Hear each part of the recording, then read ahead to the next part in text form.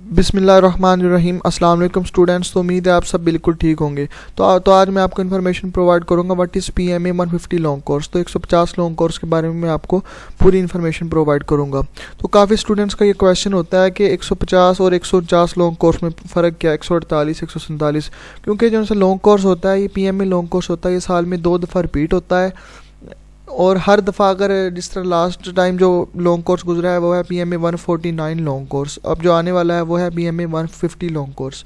तो ये जो डिजिट है ये हर साल 2 डिजिट उसमें ऐड होते हैं, क्योंकि साल में PMA लॉन्ग कोर्स 2 दफ़ा रिपीट हुआ है। तो 1948 में पहला फर्स्ट लॉन्ग कोर्स था, उस तरह हर साल 2 ऐड होते गए इसके बीच में। तो ये जो सा नेक्स्ट 2 से 3 माह बाद आएगा वो होगा 150 लॉन्ग कोर्स। तो हर साल दो डिजिट इस हिस्सों में ऐड हो जाते हैं। तो इसमें कोई मसला नहीं होता, ये सिर्फ और सिर्फ हिस्सों का फ़र्क होता है, 149 और 150। 150 के बाद 151 आएगा, तो इसी तरह डिजिट आगे चलते रहेंगे।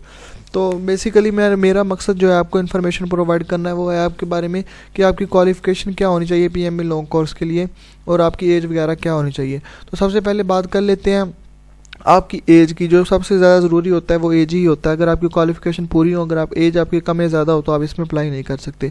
जो मिनिमम एज होनी चाहिए वो PMA लॉन्ग 150 लॉन्ग कोर्स के लिए वो होनी चाहिए 17 साल, एंड मैक्सिमम एज होनी चाहिए 22 ईयर्स। 22 ईयर्स। तो 3 मंथ का रिलैक्सेशन है both upper and lower age limit में। अगर आपकी 17 साल से 3 मंथ कम है और 22 साल से 3 मंथ ज़्यादा है तो आपको 3 माह का रिलैक्सेशन मिलेगा both upper and lower age में। तो इसी तरह जो आपकी क्वालिफ़िकेशन होनी चाहिए वो होनी चाहिए आपकी मिनिमम होनी चाहिए इंटर आपने कुछ भी किया हो, बेशक FSC की हो, pre medical, pre engineering, FA किया हो या फिर डिप्लोमा किया हो, BCom किया हो, कुछ भी किया हुआ हो, तो आपकी 12 साल तालीम होनी चाहिए, इंटर होनी चाहिए। तो उसमें जो आपके नंबर्स कितने होने चाहिए मिनिमम।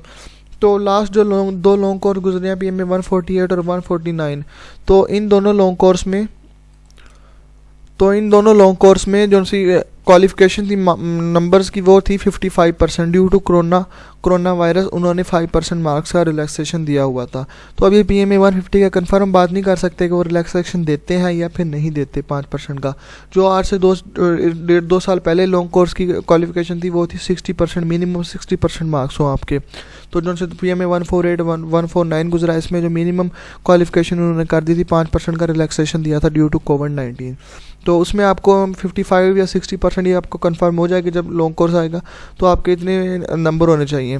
तो उसके साथ साथ सबसे पहले आपने अप्लाई करना होता है। तो अप्लाई करने की डेट कब आएगी वो आती है जो सा PMA 150 लॉन्ग कोर्स होता है, इवन कोर्स होता है, वो अमूमन उसकी जो सी वैकेंसीज अनाउंस होती हैं वो 17 अप्रैल से 17 मई के दौरान आपने अप्लाई करना होता है। जो इसी तरह जो ओड वैकेंसीज आती हैं, जिस तरह PMA 150 इवन है, ये आएगी अप्रैल या मई में, और जो ओड होती हैं वो आती हैं अक्टूबर या नवंबर में।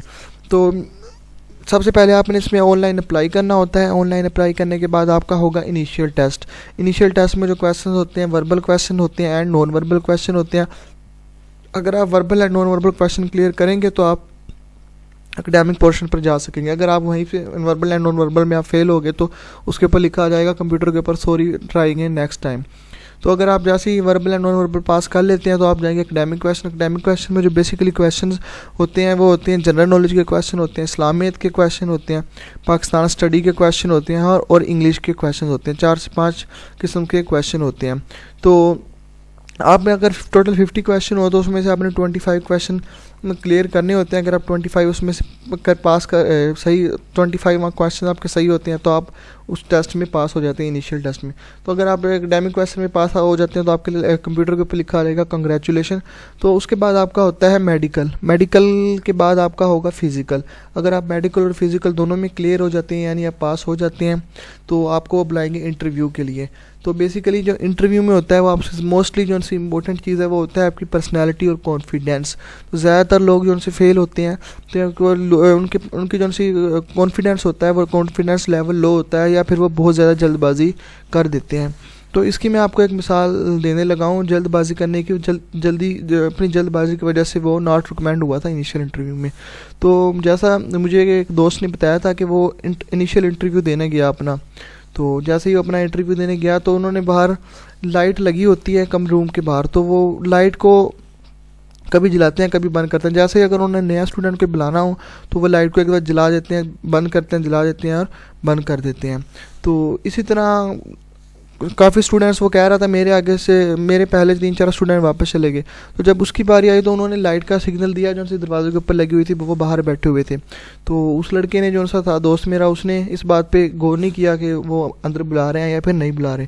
तो लाइट उन्होंने जलाई बंद की, लेकिन वो नहीं है। तो आखिरकार उन्होंने उसको खुद ही बुला लिया अंदर, जो उनसे थे ऑफिसर्स थे, उन्होंने उसको अंदर बुलाया। तो जैसे ही उन्होंने उसको अंदर बुलाया तो इसने दोस्त ने मेरे दरवाज़ा नॉक किया, तो उन्होंने कहा आ जाओ अंदर। तो वो जो सा दोस्त था मेरा, वो कन्फ्यूजन का शिकार हो गया कि उसने समझा कि मुझे अभी अंदर आने का उन्होंने नहीं कहा। तो वहीं से वो दरवाजे पर से ही वापस जाने लगा। तो था तो जैसे ही वो पीछे मुड़ा तो जो से अंदर ऑफिसर्स बैठे थे, उन्होंने उसको आवाज़ दी और पूछा कि बेटा आप वापस क्यों जा रहे थे। तो उन्होंने कहा कि सर जी मुझे सही तरह सुना नहीं था। तो इस वजह से बाकी उसका पूरा इंटरव्यू अच्छे तरीके से हुआ, लेकिन ये जो उसने गलती की, जल्दबाजी की, कि उस वजह से वो नॉट रिकमेंड हुआ था अपने इनिशियल इंटरव्यू में। तो आपने सबसे पहले यही करना है कि आपने अपने अच्छे तरीके से सुनना है वो क्या कहते हैं। जो भी कुछ पूछे वो एक दफ़ा में आपने सुन लेना सही तरह से वो क्या कह रहे हैं। तो देखिए वो उसकी जल्दबाजी की वजह से उसने सही तरह गौर नहीं किया, उसके ऊपर सुना नहीं किया ऑफिसर ने क्या कहा है, तो वो वापस जाने लगा था। तो वो अपनी जल्दबाजी की वजह से ही इनिशियल इंटरव्यू में नॉट रिकमेंड हो गया। तो अगर आप इनिशियल इंटरव्यू में रिकमेंड हो जाते हैं तो उसके बाद आपको होगा ISSB। तो इनिशियल इंटरव्यू का तकरीबन 2 माह बाद आपका होता है ISSB। ये होता है बेसिकली 5 दिन का।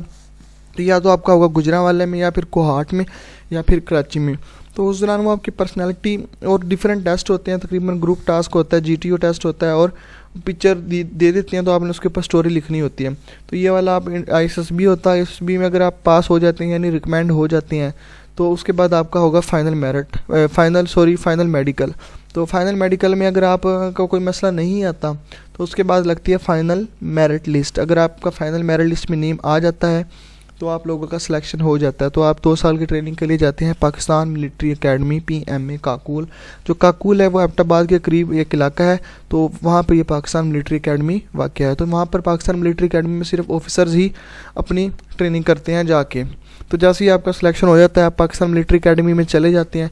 तो जैसे ट्रेनिंग के दौरान भी आपको मंथली 44,000 रुपये पर मंथ मिलेंगे एज अ सैलरी के तौर पे। आपका मेडिकल फ्री होगा और आपका खाना पीना बिल्कुल फ्री होगा।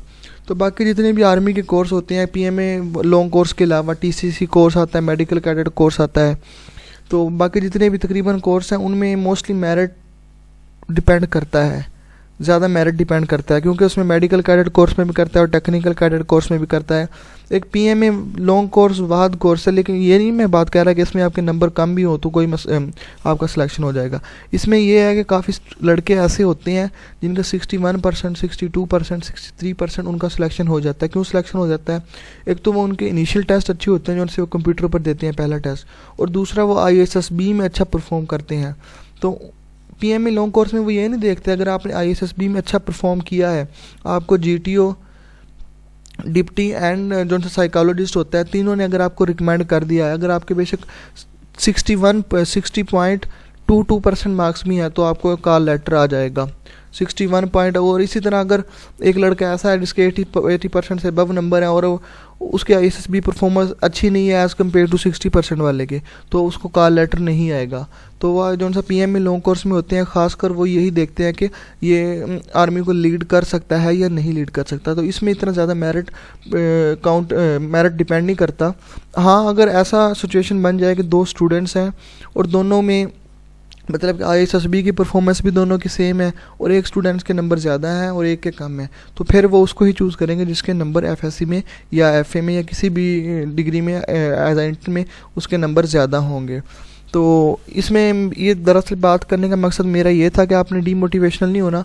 तो मैंने मोटिवेशन दिलाया कि अगर आपके मार्क्स कम भी है, 65% है, 64, 63, तो आप इसमें अप्लाई ज़रूर करें और अपने ISSB में जो से होती है अपनी पर्सनालिटी अच्छी करें। तो अगर आपके ISSB में रिकमेंडेशन अच्छी होंगी तो आपको कॉल लेटर आ जाएगा। तो PMA 147 लॉन्ग कोर्स में भी एक स्टूडेंट्स का सिलेक्शन हुआ है जिसका 62% मार्क्स थे FSC में। 62 भी नहीं थे, 61 पॉइंट कुछ नंबर थे उसके, लेकिन उसकी ISSB में वो अच्छी परफॉर्मेंस थी इसलिए उसका PMA में कॉल लेटर उसका आ गया था।